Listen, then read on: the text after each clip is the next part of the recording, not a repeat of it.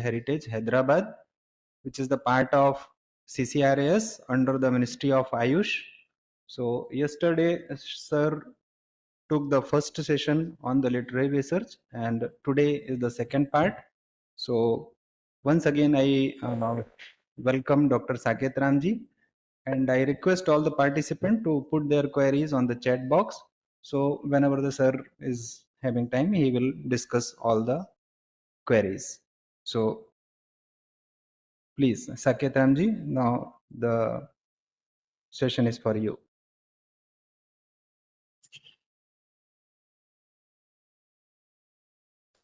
Thank you, Akhilesh. Thank you, Mohan sir, and all dear colleagues. Am I audible? Can you please confirm? Yes, sir. Audible. Voice is clear, sir. Better. Thank you so much. So today again, we will have very brief presentations. I would like to spend more time in interacting with you people today, and also show some of the sources which I frequently use, so that hopefully you are using them. But if you are not using, I think you can start using them. So to begin with, so we'll have 3 segments today. First segment, we will deal with literary criticism, a short presentation on that. I will share the screen.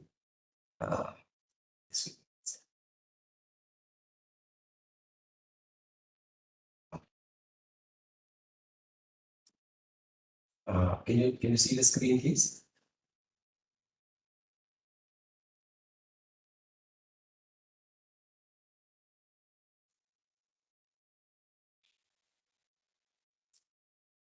Akhilesh ji, the screen visible hai? Yes, sir. Yes, sir. Visible. Yeah, we'll have a quick like glance at the slides. This is about the textual criticism, decoding the original text, mastering textual criticism. Some of it we have discussed yesterday. So few things will be repeating, so don't get bored. Iteration is good in literary research. So foundations of textual criticism, definition, scope, and goals. So a definition of literary criticism is a skilled, methodical, intellectual exercise aimed at establishing authentic texts. And the scope is applies to documents in known languages with ascertainable meaning. So it is not some random thing. We know the language. We also know the content of the book, and we are trying to get back to the original text in that particular series. Methodology combines systematic reasoning with common sense to address manuscript transmission complexities. So here, this word common sense is very important. So because it deals with a lot of generic knowledge also, apart from the subject expertise, we should be able to diligently apply common sense in general scientific aspects. For example, if there is a manuscript, so if it is worm eaten, we should know whether there is a change of spelling. Is it due to worm eating or maybe due to blotting of the ink or something like that? Though it says common sense here, technically we are talking about the scientific aspects of it. So the goal is to restore texts as closely as possible to their original form, preserving the author's intent despite centuries of errors and alterations. So this is ideal aim, and as yesterday we spoke about. So as Samhita students, I think computational linguistics, etc., is fine. They're all like sort of Sone Suhaga kind of a thing, like in a sense, ice on the cake kind of a tools. But fundamentally, all Samhita students should know the textual criticism. That is very important. So this, of course, this is a very introductory thing. If everything goes fine, I think in future we have to sit with some specific manuscripts and discuss this particular topic. I highly recommend it. Maybe if the time and resources permit, we can have dedicated session on those things. So classical divisions of textual criticism. So fundamentally, it has 3 divisions. One is the heuristics division. Second is the recensio, that is recensio. Third is emendatio, that is emendation. Heuristics means gathering and organizing all manuscripts and indirect evidence to build a genealogical framework known as stemma codica. So basically, you will construct back from child to parent, parent to their parent, then the original root. So it is like sort of a back propagation. That is heuristics. Recension means critically evaluating manuscripts to select the most reliable evidence, aiming to restore the earliest transmitted text. So as we have discussed yesterday, there is a simple addition. So we should get back to that simple addition. So that is the aim of recension. Emendation is correcting clear corruptions beyond manuscript edition to restore the author's original wording accurately. So if in the process we know that something has been completely altered or changed, like for example that Pindena, yesterday we have seen. So Pinditartha to Pandita, it's a big change. So if at all we are able to identify that problem, that can be corrected, but it should be close to the author's original intention. That is emendation. Next, higher criticism. So what we saw in the previous slide is technically lower criticism. This is all lower criticism in the sense you are doing actually the micro level work, gathering all the information, arranging it, doing corrections, etc. And the second part is higher criticism, that is unraveling textual sources, examining the challenges and scope in Indian textbook itself. Higher criticism focuses on identifying and separating multiple literary sources within a text, a sophisticated method essential for advanced textual studies. In the Indian context, its application is limited due to the scarcity of scientifically edited classical manuscripts. This gap restricts deeper source analysis, underscoring the need for improved critical editions. Collectively, these methods form a rigorous framework to recover and understand the transmission history of ancient texts. Of course, one of the very good examples we have seen yesterday is the Bori Mahabharata edition. But in case of Ayurveda, the work has just begun, and we have to work in this direction to provide the information rigorously. So this yesterday we have seen anyway. Ours is predominantly a Mukhastha Vidya, oral tradition. But later on, of course, very long back, because our tradition itself is 5,000 years old. So only after a few hundred of years, even the written parampara also started. So when we say Mukhastha parampara, it doesn't mean the writing tradition is just recently of 200 or 300 years old. No, it is also more than 2,000 years old. In fact, we have in Panini Ashtadhyayi, in other places, we have clear mention of scripts also. So, and even in Buddha literature, we know, I think they have identified some 16 scripts by that time when the Buddha himself was alive. So it is a very old tradition. Written tradition is also old, but in preference, the Indian sources prefer the Mukhastha Vidya, but now we have a combination of both. So we should be mindful of both. This is also very well known. We have diverse materials like birch bars manuscripts, palm leaf manuscripts, cotton cloth, pata. Pata is like sort of cloth. They write on the cloth, they write on the leather, metal plates, and even on the inscriptions on stone also. So that is the tradition we have. Manuscripts were bound by threading strings through central holes. Of course, this is about the manuscripts itself. Punctuation included single and double tandas, making the line endings to clarify text structure. It is like sort of punctuation. So we have full stop kind of things, though they have their own marks. So, but anyway, every manuscript has to be understood in its own merit. Use of abbreviations and standardized pagination employing leaves as counting units become common. This is also highly standardized. Each leaf has certain number of lines ending and closing sentences, and there will be marks. There will be margin notes. So it is a very established vocation. Paleographic features help date manuscripts and reveal scribal habits, crucial for assessing textual readability. Next, reconstructing the archetype, collation and evaluation. Collation entails continuous detailed comparison of all surviving manuscripts to identify every textual variation. Recension aims, again I'm repeating the definition for the benefit of audience. Recension aims to reconstruct the earliest recoverable text known as archetype, that is denoted by Z, by analyzing these collations. So manuscript trustworthiness depends upon quality of readings, not the sheer number of copies. So it is not just number of copies, it is 100 or 200, but The quality of each copy matters.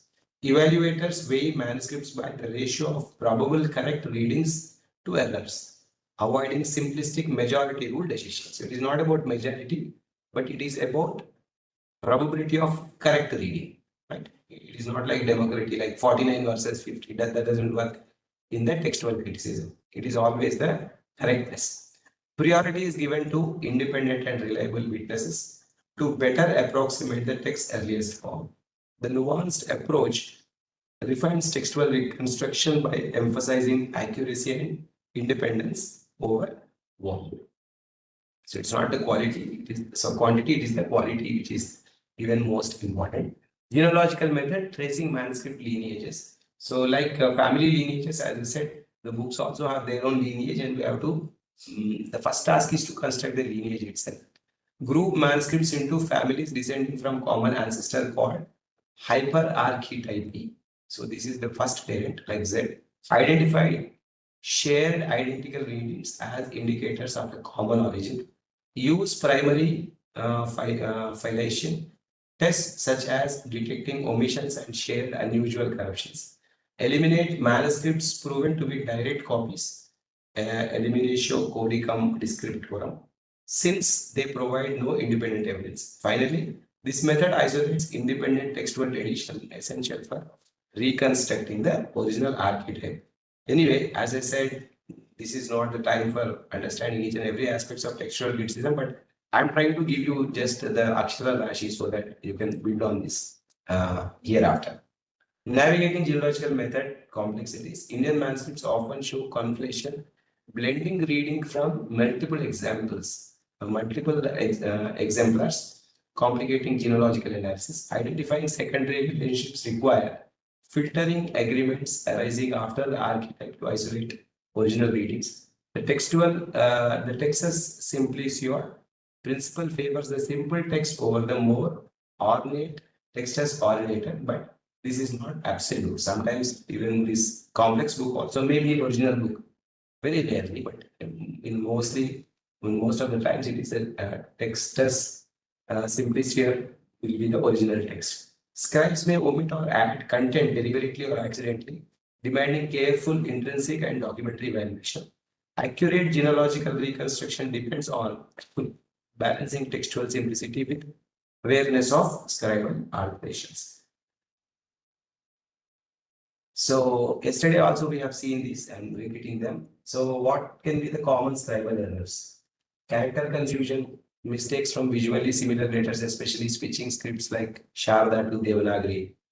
Haplography, omission of repeated letters or words caused by similar word endings, that is homographon. Dictography, accidental duplication of letters, words, or entire lines during copying. Next, anagrammatism, transposition of letters or words that disrupt the intended sequence. So this is also very interesting proposition. Identifying these errors is essential for accurate textual restoration and preserving manuscript integrity. Anyway, when you do a practical on any of the manuscripts, you will understand the importance of them. So intentional textual changes, voluntary and semi-voluntary errors. So examples of this is assimilation, modifying text to improve grammar or stylistic flow. Especially when a Pandit is correcting a manuscript or say copying, this generally happens. Synonym substitution, replacing difficult words like Naradhipa with say Nareshwara to simplify or fit meter. Again, this is a problem when a scholar is actually trying to copy. They are not satisfied, they will try to change it. Add scripts incorporation, integrating marginal notes into the main text by later copies. So they don't know that it is a margin notes and they will incorporate as part of the main notes. It happens. Interpolation, prakshepa, deliberate insertion of clarifications, doctrinal magazines, or corrections to harmonize conflicts. These voluntary changes complicate efforts to establish the authentic original text. Amendation, intrinsic and ensuring valid conjunctural corrections. So it is a dual criteria to justify corrections in manuscript readings. So what are they? Intrinsic probability, the correction must seamlessly align with the author's style, grammar, and context. So even if we're attempting correction, it should not be an alien correction. It should be as close as to the original author's intention. Documentary probability, there must be a plausible paleographic explanation for how the correct reading emerged from the amended text. Finally, failing either criteria risks making emendations unprovable or invalid, highlighting the need for rigorous critical judgment. So, by trying to amend, we should not end up adding more mistakes or say more stupid things. That is the message. So, what are emendation principles? So, these are a couple of principles here. First is lectio difficilior potio. Prefer the more difficult reading since scribes often simplify the text. Prefer the most difficult reading since scribes often they prefer the simplified text. So this is an error for want of ease. So scribe may choose a simple version. So we should be mindful of identifying whether that written copy has any of this effect. Conservative approach. Avoid subjective corrections to ensure the author's original text is recovered, not an improved version. These guiding canons promote objectivity and respect for the text's historical context, balancing critical judgment with scholarly humility. So it simply says that the meaning of this is that we should not force upon our ideology onto the manuscript, but with very unbiased manner, we should examine the text. So that is the takeaway. And these are some of the practical aspects of document critical editions. So simple guidelines to put forth, include comprehensive progemina detailing all sources with manuscript lists and scientific sigla. So this is the first step, ensure full transparency and scholarly rigor throughout the editorial documentation. Explicitly state and justify critical principles, including any departure from classical methods. Graphically represents stemma codicum, illustrating manuscript relationships and recension differences. Describe manuscript specifics like dating, physical features like stichometry, ink, and scribal hands. Assess and document manuscript trustworthiness and textual readability. So these are guiding principles of taking up any textual criticism. Ensuring accuracy in critical editions. So finally, establish the final critical text by balancing probabilities across independent manuscript editions. Mark conjunctural emendations clearly using asterisks or brackets to distinguish from the transmitted readings. Include a critical apparatus in footnotes recording rejected variants, minor variants, and short interpolations. Yesterday we discussed about it. So if we are omitting something, still write it down as a footnote. Just don't make it disappear from the text. Provide comprehensive indices covering proper names, places, and concordances with earlier editions. Finally, use these tools to support future lexical, historical, and textual research. So on that note, so we have completed this first segment. That is the textual criticism. So I'll pause a minute here, maybe a couple of minutes. We can discuss and then move on. You can type your questions or say responses so that we can discuss on that.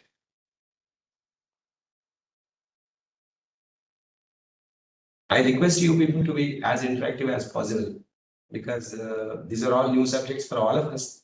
We are not linguists per se. I'm also not a linguist, but we are learning this together. So don't hesitate. If I don't know, we can consult experts and always get back to you. So this will help us understand what is the requirement. Anybody would like to respond? Please type in the chat.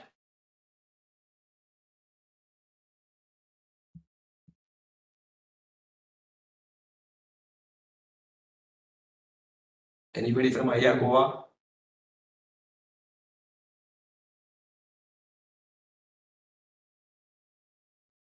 I request the participants, if they have any question, please write it in the chat box.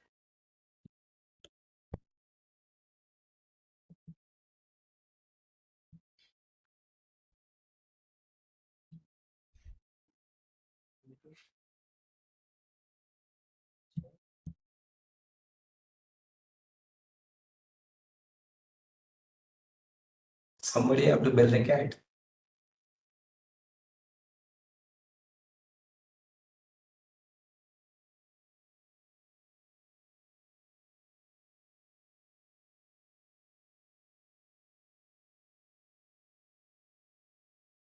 Anyway, I think we'll move forward.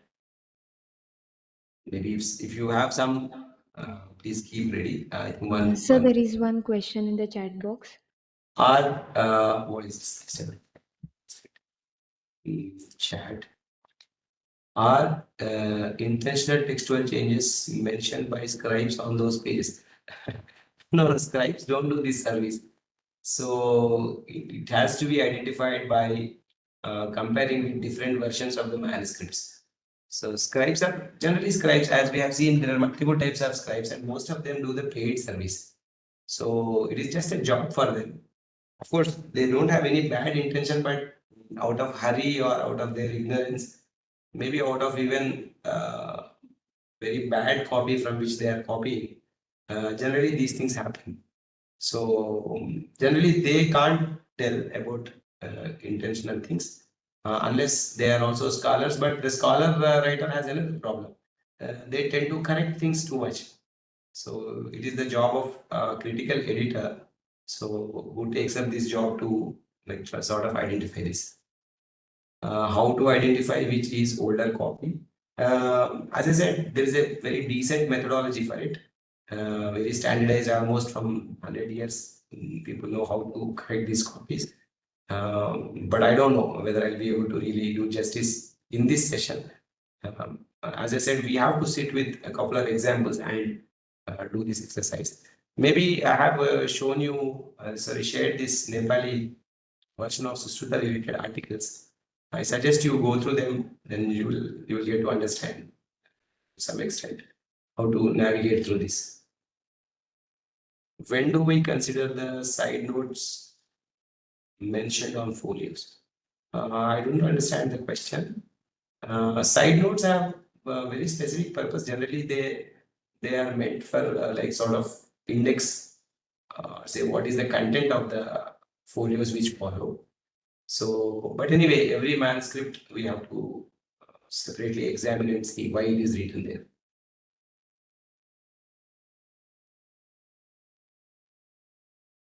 Sir, as a final year PG scholar in Samhita, how should I start my journey in manuscript already present?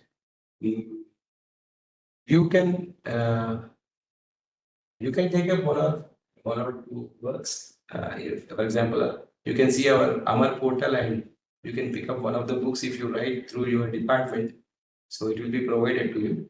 So, and also there is something called expression of interest in CCRAS. So if you want to work on some manuscript, you can write to CCRAS saying that I'm interested, and CCRAS will provide you some minimum financial assistance, and also they will publish the book. Or maybe there are some other funding agencies also. Right now, I'm not aware, but yeah, people do encourage this kind of studies. But you have to sort of proactive role in sort of identifying the work on which you want to proceed. Then, of course, yeah, we can bring in guidance. We can do that. Maybe I think I've answered your question. Any other questions at this stage? Okay, I think let's move on to the next presentation. So I'll share my screen again.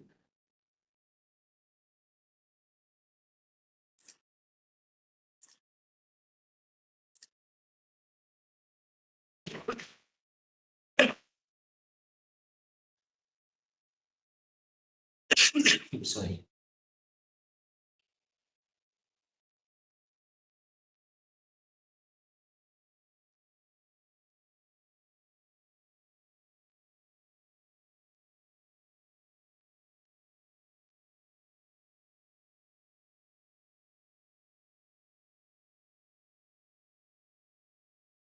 Is my screen visible to all? Yes, sir. So I'll just touch upon this topic. Yesterday, we were trying to deal with it. That is stylometry. This is a relatively, as I said, it's a relatively random topic as far as Samhita studies is concerned. But of course, it has very interesting applications. So unlocking identity through stylometry, basically it is extensively used in forensics and also nowadays to identify anonymous people on internet also based on the writing. So let's quickly browse through the slides. So very interestingly, when I was going through some articles, one of the references was like Shaunaka's quantitative Rigveda study. So sort of this quantifying the text is not a very new thing to Indians. I think one of the attempts was made as early as 300 BC by Shaunaka. Of course, I have to verify this, but I found this interesting. That's why I have put it here. Later on, many people have worked in the 1800s. Augustus de Morgan, he started making these style markers. Recognition of word length as a key style indicator lays foundational concepts. In 1901, Mendenhall's Shakespeare analysis, it's one of the monumental works in stylometry, especially based on word length distribution metrics for authorship attribution. In 1932, we have another example, that is Zipf's law discovery, reveals fundamental frequency patterns in word usage.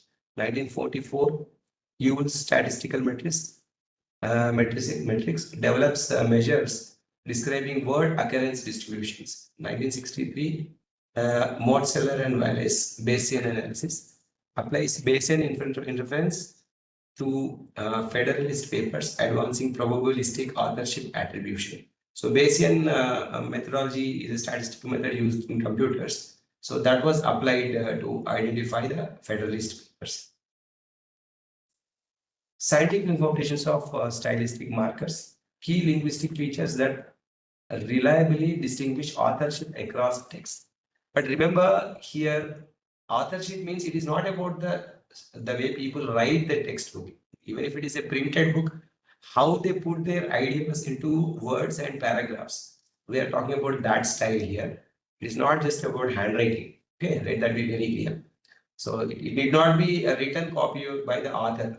It can be a printed copy also. But for example, you get to know if you read 2-3 novels of Shakespeare or say some famous Hindi writer or somebody, you will get to know. So they keep few things repeating, though the stories may be different, but few favorite words will be there, few expressions will be common.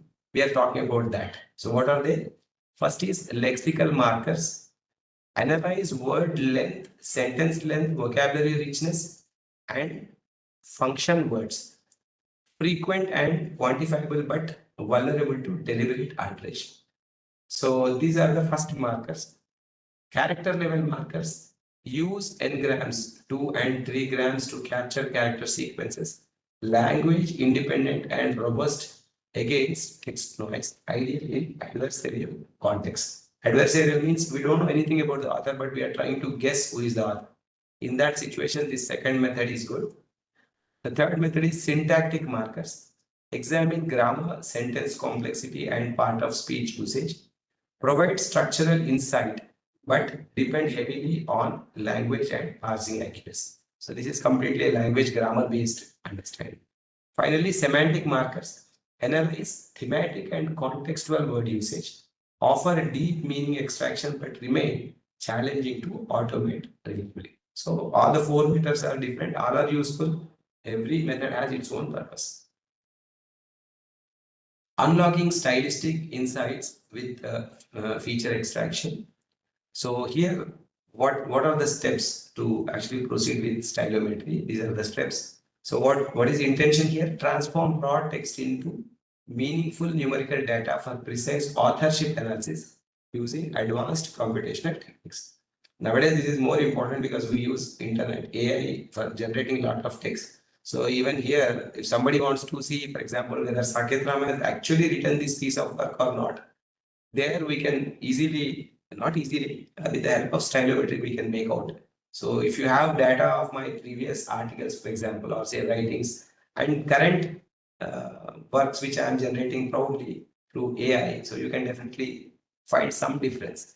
So earlier, my grammar may not be so accurate. So my usage of English may be more Indian influenced. But after starting using of AI, for example, So because everything is at my disposal. So if I say British English, it will sound like a British English thing. So my errors might have come down drastically. So with that we can sort of guess. Oh, okay. For example, okay, 2 years back, Saket writing was different. And it was not having such a heavy influence of technology. But now, though it looks good, but it seems to be under the influence of say some technology or say some Quillbot or say some Grammarly or something. Of course, there is nothing wrong in using it, but we can always capture this. That is the idea. That is the idea of stylometry. Anyway, let's come back to these steps. First is text input. Raw textual data serves as the foundation for analysis. Second is feature selection. Identify meaningful stylistic markers that reflect genuine author traits. So in the given text, so we should be able to identify, every person has very unique ability. Especially humans, when they speak their mind, and some of the expressions are very unique to those people. So those things, whether it is spoken language or written language, in both languages we can identify those repeating features. So that should be marked. And next we have to do TF-IDF factorization, convert the text into numerical matrices by balancing term frequency with rarity across the corpus. So frequent terms and very rarely used terms, like that we can identify the patterns. And finally, we have to do the statistical analysis to identify distinctive stylistic patterns. So some of the advanced techniques are mentioned here. First is principal component analysis, PCA. We also use this PCA in questionnaire standardization also. So what does it do? It reduces dimensionality by simplifying complex features spaces to reveal key patterns and trends. So if there's a lot of text, lot of repetition is happening. So we reduce that repetition by principal component analysis and retain only most important features. Second is support vector machines, SVM, supervised learning model that classifies data by finding optimal boundaries in high dimensional spaces. Neural networks, computational models that learn complex stylistic patterns and tolerate noisy data for improved classification accuracy. Actually, all these ChatGPT, Gemini, all these generative AI are now using these neural networks only. Technically, what you are learning here through computational linguistics or through, say, stylometry is nothing but all the background work of AI. So, of course, this is a blessing in disguise for us. I don't know why it is included in the syllabus, but very interesting.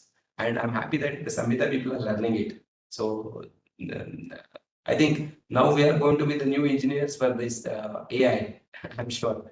So the final method is deep learning, advanced models that automatically extract hierarchical features from large data sets, enhancing authorship attribution and verification. So now if you have, for example, series of papers in PDF format, if it is in relatively good readable condition, if we submit these documents to say a Gemini like AI Engine, and we can do the stylometry on that. So now we have relatively well-positioned tools available. And basically, these tools operate based on, especially these two technologies, that is neural networks and deep learning. Applications of stylometry, core authorship tasks. So first is authorship attribution, determines the unknown writer of a text through stylistic analysis. Authorship verification evaluates if two or more texts share same author, framed as classification problem.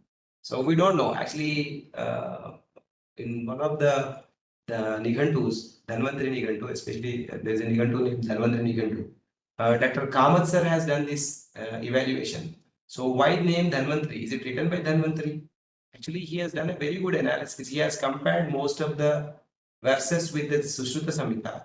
And he interestingly found that most of the Sushruta Samhita content was repeated here because Sushruta Samhita is related to Dhanvantari. So the same was attributed to Dhanvantari Nigantu also. That was an interesting observation. So this is one of the works which I could see in Ayurveda, which comes close to sort of identification of the stylometry, authorship verification. Authorship profiling infers demographic or psychological traits such as age, gender, or education from writing style. Of course, this is to do with, in our clinical settings, it will be useful. But nowadays, unfortunately, we don't do much of this kind of analysis. But I think for Ayurveda, as Ayurveda Vaidyas, we should do it. Yesterday also I was talking about, if you want to study Vedha Rasayana effect, for example, or say you want to understand the Manasa Vyadhi So there, this authorship profiling technique will be very useful. So we can really understand what is the status of the person. Even we can classify them into Rajotamo Guna and other aspects, Bhakti, Shila, Shaucha, etc. All we can assess through only by understanding the writing style. It is very possible. Next is similarity detection. Identify stylistic overlaps without naming authors, aiding plagiarism and content reuse detection. This is anyway very important in today's era. So we can also use this stylometry for plagiarism. Next is stylochronometry. Analyzes temporal static changes to the text or trace authorial evaluation over time. Yesterday, I was listening to a very interesting conversation where the debate was about we have this Shiva Tandava Stotra. So many people attribute it to Ravana, but the actual authorship, so the scholarship analysis shows that the meter in which this Shiva Tandava Stotra is written is a relatively new meter. It's a new chandan. So in that sense, definitely we can't imagine that Ravana was doing.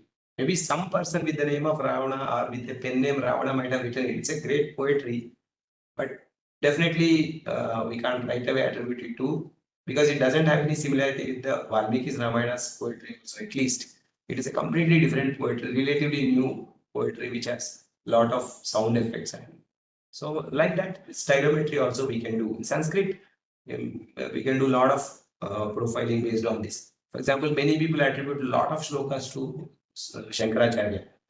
Some people accept, some people don't, but somebody has to sit and do this analysis. Only then we'll be able to really like sort of differentiate. But anyway, all this exercise doesn't mean that we demean people. We don't demean anybody. It is an intellectual exercise, and for the sake of it, we have to do it sometimes.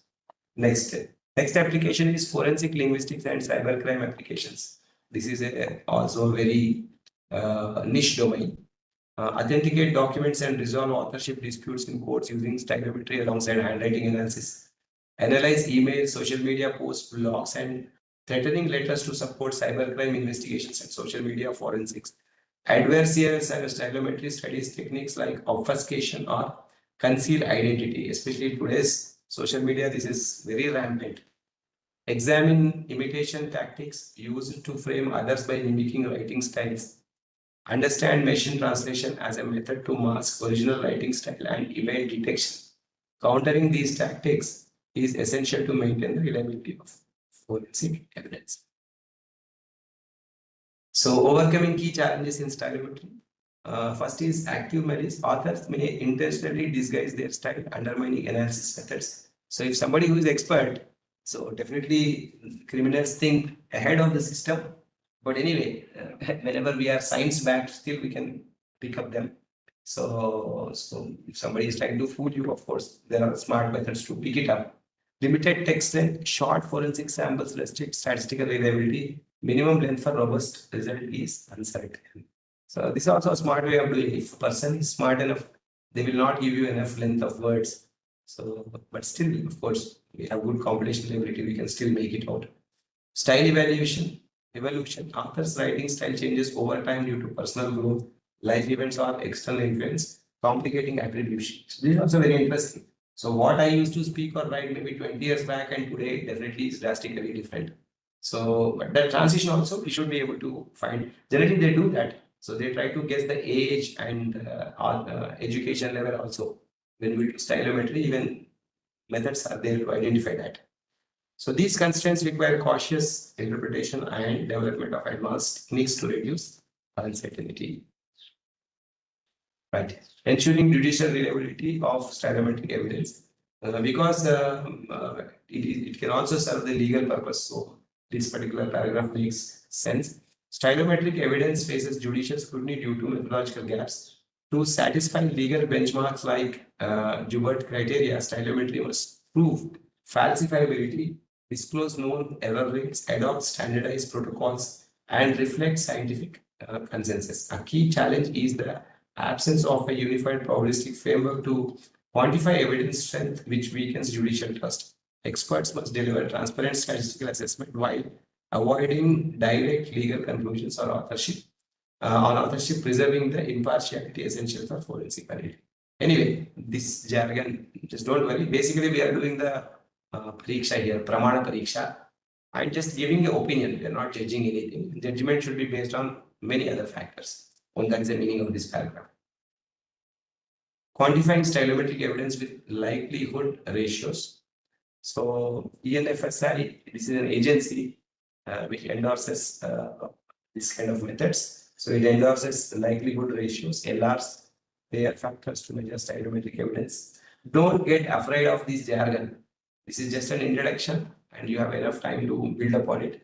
But just because you are in the transition curriculum, I thought that at least you listen to this stuff. So likelihood ratio compares competing hypotheses such as whether texts share the same author, providing clear evidential weight. Statistical rigor improves transparency and supports judicial acceptance of stylometric analysis. Experts present likelihood ratios based on evaluations derived from data, leaving legal interpretation to the courts. Using probabilistic frameworks bridges the gap between stylometry and admissible forensic evidence. So finally, we have already spoken about in neurological health monitoring and also other aspects like in Ayurveda, Medha Rasayana and all, stylometry plays a very good role. So we can definitely like sort of track the people's growth, especially in terms of intellectual or say cognitive ability. For example, in our case, for example, in the case of Samhita students itself, so before completion of a Samhita and after completion of a Samhita, you can see how much it has affected you, that learning has affected you by reciting that text, by doing this critical analysis. So before and after, how your writing has improved. Before and after reading an article or series of articles, before and after, for example, attending this transitional curriculum, everything actually helps you improve a little bit. If it is not improving, something is wrong. That it means that you are not putting enough attention to learn. It should not happen. And you can apply your own stylometry on your own self, which will actually help as one of the objective parameters to track one's progress. So in that sense, stylometry has many applications in medicine also. So on that note, so it's a mix of different purposes for us to getting introduced to stylometry. So to summarize, I would like to say that stylometry or say computational linguistics is the mother of today's all AI interventions. It is not a simple thing. And the same techniques which are used for AI are used here also. Like for example, deep neural networks, deep learning methods or neural networks, and also NLP, etc., etc. So in summary, so we are actually trying to understand the background of the AI itself. Though it started in 60s, now the AI is, especially with respect to the text-based AI, is in its full bloom. So probably it is the serendipity. We should thank the people who have formulated this syllabus to include this great topic, and that too, especially for Samhita students. Personally, I'm very happy. These people qualify more than anybody else to understand this subject. So try to get used to this vocabulary and terminology. But as I said, you need not be a programmer for it.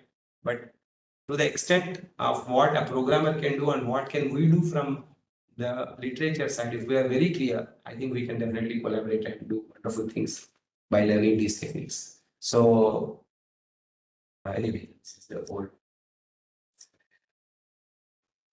So this is the second segment of my presentation. So I'll stop my screen here for a couple of minutes for a little interaction here. Then we'll go for the last segment. There I will also show you some of the websites which I frequently use so that you can also start using them and also give us the feedback. So dear friends, so now session is open for a little interaction here. Please put your opinion or say questions, feedback in the chat box.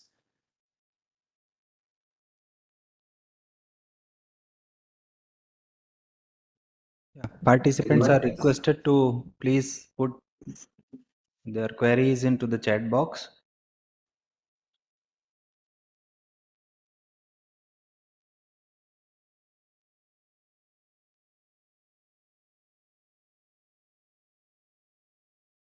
What are the softwares that can be used for stylometry? Can you please explain how it can be used in clinics with an example? Yes, it's a complicated question. But We can use the Gemini tool or say any other tool, for example. So let us see. After this next presentation, we'll try to do some exercise. But there is no separate software as such as of now, which can directly do the stylometry because it is highly language dependent. It all depends upon which language you are using. But anyway, I have collected few papers. I have a nice paper I will show you the paper also, on application of stylometry in Hindi. I found that paper very interesting. You can read that paper and you will understand which going to be useful. Like in old age, can stylometry be applicable in children having some neurological problems? Of course, to some extent, if the child is in a position to actually produce their content. But all, of course, we can't expect a good amount of data from children in comparison with adults, because adults might have done some written or say some work in their sort of youth or something, so they always have something to compare. But in case of children, yeah, practically it is difficult, but definitely we can try it. It's, especially in little grown-up children, maybe after 11th year or say after 12 years, maybe we can do. How might stylometric findings influence modern interpretation? Teaching of Ayurveda texts. You see, we don't have much application in terms of, of course, we have to look at it from the intellectual pursuit. As I said, the example of Dhanvantari Nigantu, for example. So, though it is named as Dhanvantari Nigantu, and if somebody might have claimed also out of exuberance that it is written by Dhanvantari, but actually it is Dhanvantari Nigantu because a lot of content is from Sushruta Samhita. And Sushruta Samhita is from Dhanvantari Sampradaya, probably that name. This is one of the opinions. But at least the person who has done some analysis, and based on analysis, he has given this interpretation. Likewise, if we are actually working on many manuscripts, yesterday also in Charaka Samhita and Sushruta Samhita, we have seen some variations. So if you have access to different manuscripts, we can attempt this stylometry and also see how close it, for example, they say that the Charaka Samhita style of writing is mostly sort of Upanishad style of writing, mixture of poetry as well as prose. If you see Ashtanga Sangraha also, it follows similar kind of a thing. But when it comes to Ashtanga Hridayam, it is mostly poetry. It's a class 1 poetry first, then it is a medical text. I think in chapter 15 or something, you have some more than 15, 16 chandas. So he's such an adept poet. But definitely it is a later date thing. We can easily know. So when compared to the poetry style of Charaka, the poetry of Ashtanga is definitely completely different. So this is how the stylometry helps us sort of track the timelines. But anyway, as I said, because our Chikitsa Shastra, our focus is more on the provision of it. Of course, we will enjoy reading the text and all, but ultimately our job is to find out the medically relevant information and apply. That is an ice on the cake. So, because any polymath, any intellectual will try to quench the intellectual thirst. So, in that sense, that will be very useful. But otherwise, I don't see much of the ground shaking sort of revelation sort of it, unless it is really going to benefit the application card. Any other questions? Well, fine. I think we are already at 5:50. So I have one last quick presentation about NLP and the corpus development. Just bear with me. I know there's a lot of jargon. I'm not sure I'll be able to really address all your queries right away. But anyway, I'll try to just quickly complete those slides also.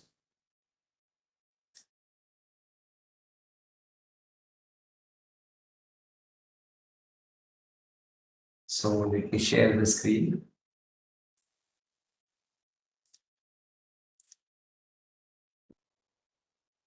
So are the slides visible? Yes, sir. Visible. Great. So there are very few slides. So quickly I'll go through them. Bridging Sanskritic tradition with modern NLP. Of course, now we have crossed the boundaries of NLP also after these neural networks. especially now the generative AI we have. But anyway, that essential step of NLP, natural language process. In summary, if I have to say what is NLP, NLP is like we are able to speak our language with a computer. Earlier, you have to actually write a program. It will send to the binary, it will compile, and it will convert into zeros and ones, and only the machine understands the zeros and ones. So now, with few years of efforts and also increasing computational ability, now technically you can actually give oral instructions. You can just record a statement and say, okay, you develop a paragraph on so and so, so and so. You can or say give me an image with so and so, so and so. But before we came to this stage, NLP was what was actually designing, doing a lot of background work to develop this technology. So that's what we are going to see here. And this is already dealt. We have Shruti Parampara, etc., etc. I did not repeat all of this. So the complexity with Sanskrit is that it is a rich language, morphologically rich language. Yesterday we have seen MRL. It has complex inflections, create numerous word forms, increasing analysis difficulty. This is like a synthetic AI. As I said yesterday, by applying grammar rules, you can create literally millions of words in Sanskrit. That's great. It's not like, for example, if Telugu is there, native Telugu, it has limited corpus. Few things, if I have to create new thing, it is very difficult. But in case of Sanskrit, it is not like that. It is unlimited. You can differently create. That's a rich morphology. Free word order. So it is not like we will have this subject, object. That kind of restriction is also not there in Sanskrit. You can place it anywhere, but still the sentence can make sense. You all know that. So next is heavy compounding. Samasas are there, and also Sandhi concept is there. So that's why it is not easy. And we have to always do Padavi Bhaga, then Anvaya. Only then it makes sense either for human beings or for the machines. So we all know that. Some question here. We'll come back to that question later. Resolving linguistic deadlocks in Paninian grammar NLP. This also yesterday we have discussed about, because Ashtadhyayi itself is a meta language. So first of all, we have to incorporate those meta rules. Then whatever we do with Sanskrit becomes more meaningful. Yesterday we have discussed about. I'm just recollecting all those things. We do have great corpuses today. One of the best examples is digital corpus of Sanskrit. I will show you this website. And we also have a Sangraha data set. But anyway, as far as Ayurveda is concerned, we are working in council to develop Ayurveda data set. And I think we'll be able to work on that in maybe a couple of months. We have an AI project wherein we have started working on it. Without these corpuses, it is very difficult to train the machines. So these are the fundamental blocks for developing any technology based on Sanskrit. So unlocking Ayurvedic knowledge with semantic annotation. Manual semantic annotation is crucial due to limited NLP accuracy for Sanskrit text. So directly NLP will not be useful because it is a rule-based thing. We have to create systems luckily we have rules, so there's no problem. So we can do the knowledge graphs. Yesterday we have discussed about. So we have this whole framework of sort of Triskanda, Hetu, Linga, Aushadha. Everything is very, very neat. Nothing is random in Ayurveda. So that comes handy to develop altogether new knowledge graphs. Then they can be used for further purposes. Empowering Sanskrit NLP with digital corpora. This we have already discussed. Just a minute. So how to overcome the challenges in word segmentation, sandhi splitting, samasa splitting breaks compounds into constituents, but is syntactically valid yet semantically incorrect parses. High semantic richness allows multiple expressions for the same concepts. 10 variations, for example, a substance decreases vata, increasing ambiguity. So we know in Sanskrit, it happens with us also many times, like vata gna versus vata shamana. So what is the degree of difference between them? Which has to be taken in what sense? So such kind of ambiguities are always there. So effective SWS requires sophisticated tokenization, integrating both linguistic rules and contextual knowledge. But anyway, for Ayurveda, we need not reinvent it. Whatever is applicable in Sanskrit, mostly it will be applicable in Ayurveda also, but with a pinch of salt, because it is a technical thing, we should be very clear. So, for example, we all know that famous dumb example, that is Saindhava Manaya. There, the Saindhava is the salt, not the horse. So, that kind of nuances are always to be in mind. So, we also have these challenges in Sanskrit, like we have to deal with Pratipadika, whether it's stem root, and we have to deal with the Vibhakti, we have to deal with the gender because it's so specific, and we have to deal with the number, that is Ekvachana, Dvivachana, Bahuvachana. So, once we consider all of these things, so the NLP based tools developed for Ayurveda or for Sanskrit makes sense. So comparing traditional Sanskrit tokenization method. So lexicon based methods rely on dictionaries, linguistic resources, and rule based systems to segment Sanskrit text. Second is data driven approaches. Learn segmentation patterns exclusively from annotated Sanskrit corpora without external resources. So one of the papers which I discussed yesterday, Sanskrit 5, is based on this data-driven approach. Notable tools include Sanskrit Heritage Platform, Sanskrit Sandhya and Compound Splitter. Dependency parsers required. I'll also show few of the tools in a couple of minutes. Dependency parsers required fixed vocabularies and prose word order, that is Anvaya, limiting their capacity to handle novel or inflected word forms. These constraints cause failures when processing complex or highly inflected Sanskrit text, reducing overall segmentation accuracy. So this was the tool I was mentioning. That is BYT5 is Sanskrit multitask linguistic model. I have shared this paper anyway. Let's just have a recap. By T5 architecture process text at byte level, eliminating dependency on tokenizers or external linguistic tools. Combine Sanskrit word segmentation, lemmatization, and morpho-syntactic tagging into a single multitask sequence generation model. Multitask approach improves efficiency and reduces error propagation, common in traditional pipeline methods. In that sense, it's a great service.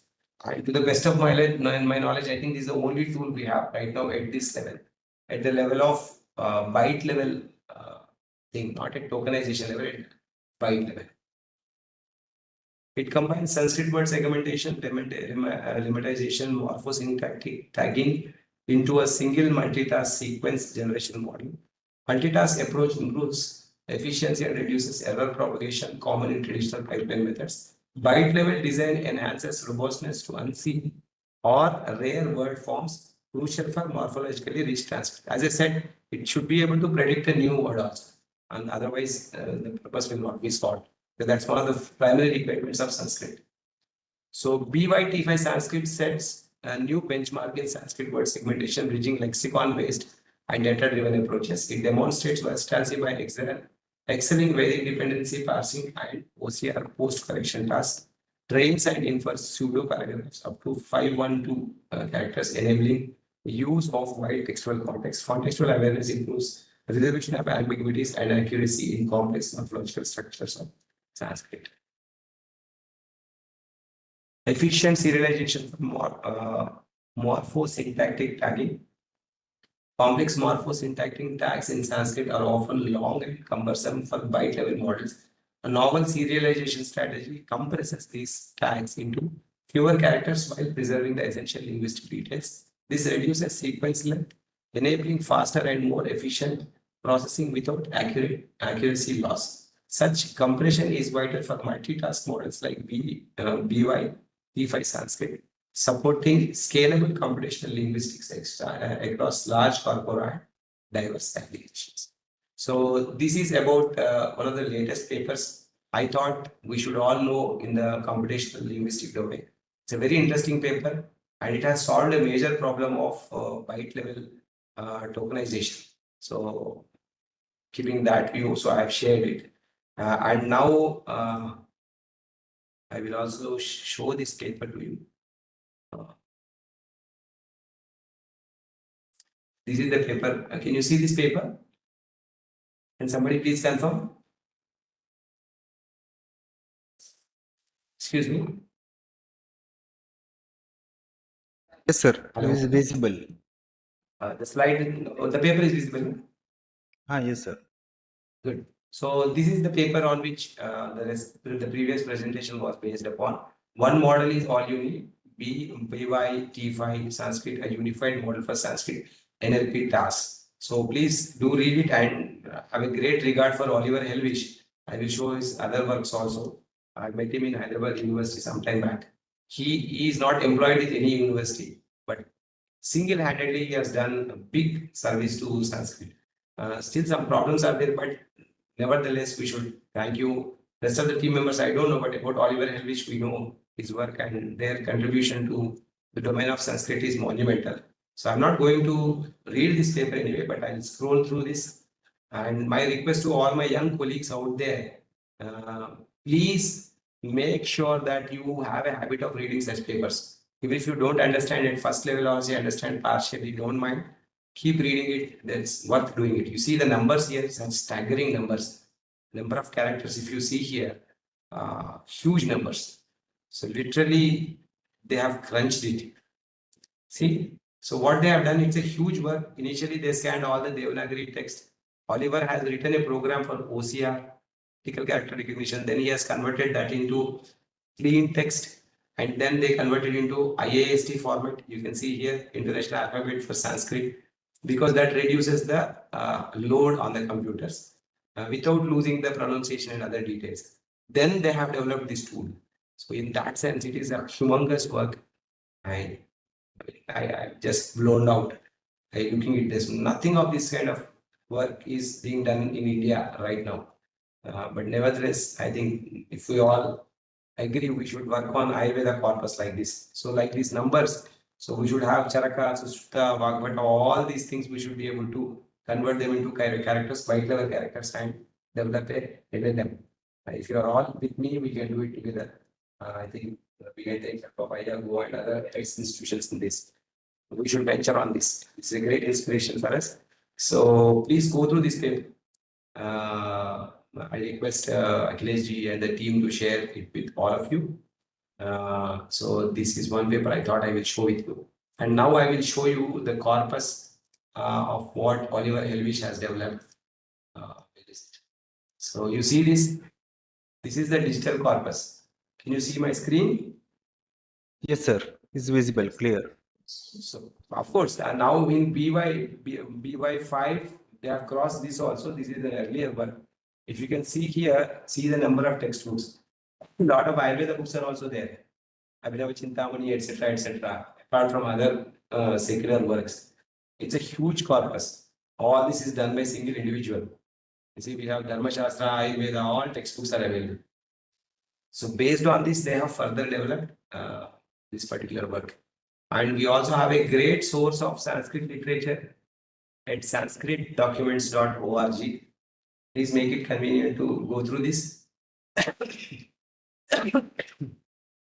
And another my favorite source is this particular work from IIT Kanpur. This is a project of Valmiki Ramayana. Great work.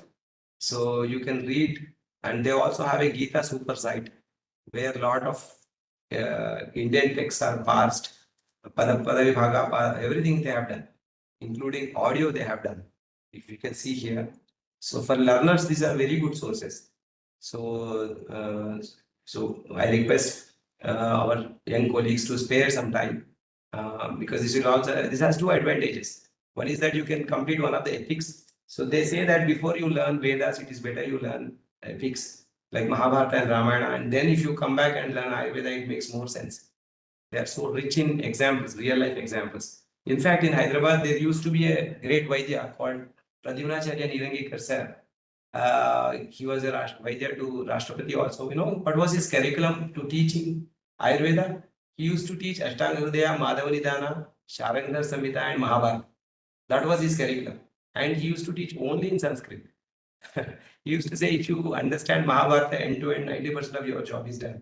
You can become a great doctor, Vaidya. And of course, the rest of the thing for medicines and all, you should know the actual Ayurveda textbooks. So in that sense, please make use of these beautiful online resources. And there is also a great source. This online Charaka Samhita, you all know, it's a recent one, but very well written. It has Sanskrit text also, and also a lot of good articles. This is also one of my favorite go-to sites. And you can find a lot of PDFs books in the archive.org nowadays. Don't worry for manuscript examples also. For example, if you say Ayurveda manuscript, many nice people are putting a lot of textbooks of Ayurveda online. So you see here, these are all manuscripts actually. What is this? Ayurveda Rasa Prakaranam. So you can see here. Let us see what is it. So if you want sample manuscripts, don't look here and there. You go to internet and try to find out. See, this is one of the manuscripts you can see here. And this is completely available to use online. So this script seems to be little alien. So please download these things. So this is scanned from Gurukul Kangri University. And this is done by some S3 Foundation USA. And thanks to them, they have put everything online. So you can nicely download the PDF here, okay, and start working on it. Only thing you have to do is you have to acknowledge them, and you can try a few pages. Then you will understand the complexity of it. If you don't know the script, you can consult some people and also sort of do collaboration. You can see this is a classic paper manuscript. You have margins, very well written. Can you see here? So nowadays, there is no depth of information. The only matter is you have to go and search for information. Okay? Please make use of these resources. This also. And this is a great resource for typing online. So this is aksharamukha.com. If you go to convert here, so you can literally type in simple phonetic English. For example, Varaha phonetic. If you type, you can actually see in different languages. For example, if you can see here, so if I want to write here, for example, Om, sorry, Ganesha, Narada, Yubhyo Namaha. So I just typed in simple English here, but on right side you can see it is converting into Devanagari script. Not only Devanagari, it can literally convert into even old Brahmi script also. This person has done a great work on paleography. For example, if you want to see how it looks in, say, Nandinagari. Nandinagari is one of the old scripts of Devanagari. See, it looks like this. See, can you see this? Ganesha. It is completely different. Sharada Gurubhyo Namah. For example, if I select Sharada script, for example, so at least you will get familiarized with different scripts. So this is the Sharada script. Before to Devanagari, these were the scripts in which the Sanskrit was written. And you can also read in your regional scripts also. For example, if you want to read it in Gujarati, you can also read in Gujarati. Can you see this? So this is one of the interesting sources. And also you can convert your text. So if some text is there, for example, in IAST, you can copy and convert into Devanagari and vice versa. So this is one of my favorite sources. You can use it. It is freely available online. So it's free of cost. Only thing you need is an internet connection. And next source is second. Dharmamitra. I'll come back. Before I come to the Dharmamitra, University of Hyderabad has very good sources in this link, that is Sanshodhani. So they have dictionaries, complete Amarkosha is there, concordance of Paninian Dhatu Vrittis is there, concordance of Koshas is there. They have corpuses like digital resources, tagging guidelines, tagged corpora, search engines. They have publications anyway. And like IIT Kanpur Ramayana, they also have Ramayana and Bhagavad Gita. And here, interestingly, if you see this, and I think they started working on Ashtanga Hriday also. So if you can see Padapatha, Padaparchaya, Akanksha, Anvaya, all this is given here. So if you go for Padamadhyaya, if you click on this, it will give entire analysis of that. Padavibhaga, everything it is given here. So for learning, this is a great resource. I strongly recommend you people use these resources from day one. Spend some half an hour every day so that you will know these tools. And of course, there is also a PDF how to use it. It's a little older. And we have great many sources in the JNU website also.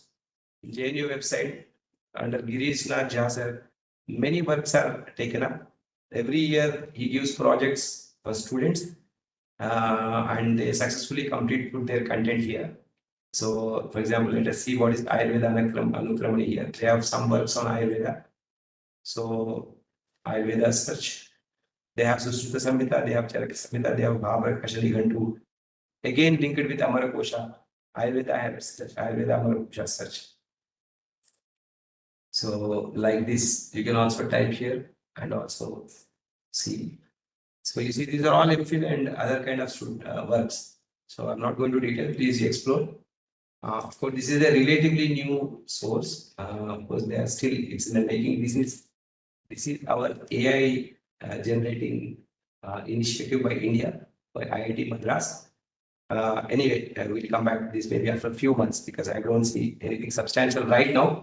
But they also have partnered with an agency called Dharmamitra. This is one of the very interesting tools which I can strongly recommend, especially to understand the Padavibhaga, etc. I will show you an example.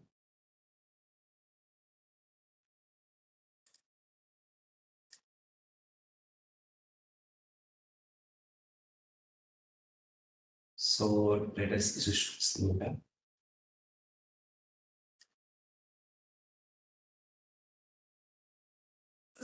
Let us take one shloka, for example, Adhato Vedotpatti Padhyayam Vyakhyasya Yathovacha Bhagavan Dhanvantri. So we can actually attempt a translation in Dharmamitra. So we can copy paste this. So I remove this footnote from here. So it can also auto detect, or we can say it is Devanagari, and if I press here, so I'm sort of don't go for English research, we'll come back to that later. English translation I'm attempting now. So now you see, it has given a simple translation. Now we shall expound the chapter Vedotpatti as the blessed Dhanvantri said. Okay. But if you want to see the background of it, copy, save to file, explain. So if you see this option, it actually breaks it down into Anvaya and then it will explain you. Athato Vedotpatti Adhyayam Vyakhyasya Atha. So it's giving the meaning of Atha also. And this is all generated from that corpus which I have told you, developed by Oliver Helvish. So Ataha from this Vedotpatti, accusative case, masculine gender, singular number, name of Sushruta Samhita. See, beautiful. How it knows that it is from Sushruta Samhita? Because it is having the Sushruta Samhita corpus, so it is able to predict that. Got it? So this is a very interesting engine, Dharmamitra, and it is really developing very fast. Few months back, it was not so accurate. Now it has become much better. Adhyayam, again, he is breaking down. This is a chapter. Vyakhyasya. So this is in future tense. This is a plural number, and the meaning is we shall expound. So as the blessed Dhanvantri said, Yathovacha Bhagavan Dhanvantri, so on and so forth. So this is one part of it. And second, we can also see whether this kind of a sentence is available in any other source also. So that also we can see by using this. Now you can see here. So he is trying to identify this source, this text from where it is coming. So you could easily identify it from Sushruta Samhita, SCA SG 40 version, Sutrasthana. So Yathovacha Bhagavan Dhanvantri, this is also from same line. So now the English translation, it is a generated text. It is not from any source, and this is the analysis part of it. And apart from that, it is also bringing in other references from Dharma Nexus source also. So we should have enough patience to go through it. It is bringing in the information from as many resources as it can access. Right? Even some Tibetan verse also it is giving.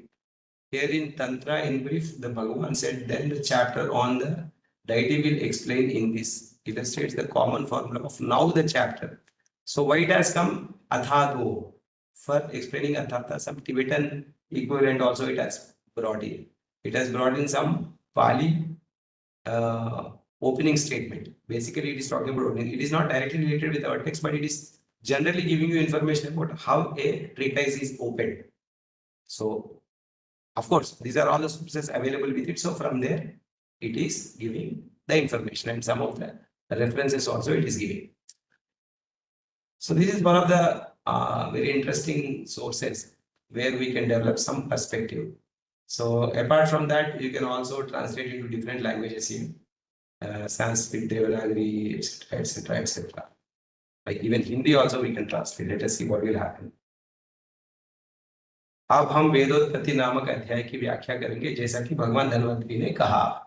So if you have a new text, if you are not having any help right away, at least begin the translation or to understand what the text means, you can start using it. I think to that extent, this is a very good database, and we have a database also here. So this complete purpose is there. You can see this Sanskrit database. So many varieties of works are attempted here. Buddhist scriptures, non-scriptures, Mukta Bodha, epics means Brahmana, Mahabharata, poetry, Purana, Revit, treatises, Veda. In treatises, we have a lot of Ayurveda works. Grammar, lexicography, philosophy, Advaita, Mimamsa, Nyaya, etc., etc. Dharma Shastra, Artha Shastra, Kama Shastra, Ayurveda, you can see. A lot of books are there in Ayurveda and Shastra. So likewise, they have attempted one of the rich sources we have for Sanskrit and also Ayurveda. So these two we have covered. So I think Jha's sources also I have shown you. Okay, so these are a few sources I thought I can share with you. So on that note, I think and one last resource, this Wisdom Lib is also a very good source, wisdomlib.org, especially when you search keywords, like for example, say Google, I want to search, for example. This is also a single individual's work, but great work. So you can actually source information from so many things. But anyway, in Google itself, exact match 49 are there, and different types of Google also, wherever he could hands lay on, he has collected. So let us see what will happen if you see Google. So anyway, this is a general introduction. So it is giving this information from different sources. So this is from Ayurvedic sources, and this is from Kalpa, Gugulu Kalpas, and from veterinary medicine also it is giving. So you can get an alternative perspective apart from our textbooks. If you go to these kind of sites, you will also understand what is there in Purana and some other places also. About Gugulu. See, for example, this is the reference from Garuda Purana. So Gugulu refers to Kamphura Mukla and is used as protection rights of horses. This is Ashwarakshana according to Ayurveda section in Garuda Purana. For the Raksha, protection, Revanta Puja, worship of God Revanta, Homa sacrifice offers, and Dvija Bhojana, feeding of Brahmins, should be performed in favor of a horse, etc., etc. So from there, this Gugulu has been picked up. So likewise, many other references from Vastu Shastra, from Purana, Itihasa, see, from Buddhism, see the spectrum of it. So this is where I think we should open up ourselves for various ideas. So we should also diverge from Ayurveda so that we can strengthen Ayurveda in more than one ways. Anya Shastra is not just about other Shastras, it is about the whole Indian knowledge system itself. Okay, in that sense, see, from Pali also it is given. Garu Garu, it is Gugulu. Okay. So I thought I want to share few of these thoughts. So on that note, I think I'll stop my presentation here. It's already 6:20. We have overshooted the time. Thank you for bearing with me. And if time permits, we can take a couple of questions. Yes, sir. Yes, sir. Definitely. Wind up for today's presentation. Thank you. Yes, sir. Yes, sir. It was very informative and very important resources you shared with us, sir. And I Yes. think there are a few questions in the chat box. So Let me just go through them. yes, sir. Yes, sir. I think Mr. Kumar, he has written, in article writing, different languages can be introduced. Most journals restrict. Yeah, of course, right now, mostly they are allowing Devanagari script, Hindi to some extent as abstract. And English, yeah, we need to have vernacular journals. But definitely, if you have content in vernacular language, please let us know. So we can publish parallel version, one complete English version along with the original vernacular version. We have some provision in Indian Journal of, Journal of History of Medicine, what we run, and Journal of Indian Medical Heritage, IMH. You can please do contact us. We'll try to find out how we can accommodate that. So, sir, what's tokenization methods? Tokenization is nothing like we have to break down the whole knowledge into simple words. That is tokenization. But in case of Sanskrit, if you can see in that paper, they have done the byte level, but not even tokenization. Tokenization is a sort of aggregation of 2-3 words or something like that. But they have done to the level of byte, very smallest unit. I think I advise you to read the paper, then you'll be able to appreciate it. Now such scholars are not there. Teachers in Sanskrit education system has been changed. I think this is a little skeptical style sentence. I don't completely agree with it. We have great scholars, and Sanskrit is not such a tough subject. It cannot be learned at all. Now, the Sanskrit Bharati has created definitely good number of scholars, and many of the towns you have scholars. Yeah, you have to sit with them. As I said, it is Shanai. You have to do it at steady pace. And if we are able to understand to up to Anvaya level, then rest of the things you can also develop on your own. So please get a point to nearest Sanskrit University or whichever is the Sanskrit Vidyalaya. Even an intermediate level teacher also can teach this. We did not have a real big pandit for it. But what we have to learn is the Padavibhaga, the Anvaya aspect of it. If you are able to do Anvaya for say 100 shloka, then you are there on the highway. You can start teaching also. Please spend some time on that. Rangashri. I think you can achieve it. Can we able to translate manuscript by uploading images of manuscripts or script translator? No, right now, because manuscripts come with different scripts, we have to do the transcribing first. We have to transcribe all that into some modern script like Devanagari. Then after that, I think you can try. But that initial step, it's better done manually. Machines do a lot of mistakes and you end up wasting a lot of time correcting it. I personally don't advise it. You better do manually. It may take one more day, but work will be complete and you can explain it. Great. So, any other last questions? Great. So, on that note, thank you very much. Sir, please explain multilingual text critical study. Yesterday also, I think this question was there. Maybe I think we can discuss this separately. As I said, the more languages obviously means you have to expertise in multiple languages and the ground rules are same. So we have to understand its grammar, its style. Then accordingly, we have to proceed with each and every language separately, though they are part of one book or one, say, content. So that needs specific feedback. And there are methods to do that. They are not very new subjects. There are books, especially like say some Tamil and Sanskrit, or say Telugu and Tamil, or say Gujarati and Tamil. There are examples. So we can follow those examples. Achieve it. Great. So with the permission of Gokhale sir and also Akhilesh ji, I think I want to sign off. Thank you so much. Sir. Yes, sir. Yes, sir. I think the 2 sessions were not enough for covering this whole literature research topic. And it gives just the glimpse of the whole world of the whole, and each of the topic require one session to understand it in a better way. So thank you so much, sir. Actually, in the 2 session you have given a lot of information, and the resources which you shared are really very useful. So I request Dr. Nikita to please give a thanks for this session. Thank you so much, Akhilesh sir. I take an opportunity to thank Dr. Sakethram sir for the insightful session for 2 days. Sir emphasized the importance of research and guided us on studying Ayurveda through Samhitas using traditional framework. He introduced manuscript studies, higher and lower criticism, and shared valuable insight on stylometry, including new techniques and ways to overcome its challenges.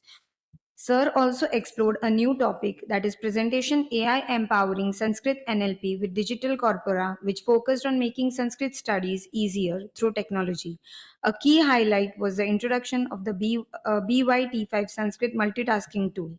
Sir, thank you so much for showing us various resources which has made things easy available for reading and searching. Thank you so much, sir, for your valuable time. Thank you all. Wonderful opportunity. Thank you so Thank you much. so much, sir. Thank you so much. And sir has already shared the Google Drive link, which we have put in our Google Classroom.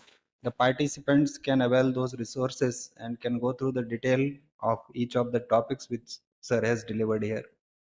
So once again, sir, thank you so much. And our next session will be at sharp 7 o'clock. So I again request to please join on the time. Thank you so much. Thank you so much, sir. Thank you all. Wish you all the best. Thank you so much.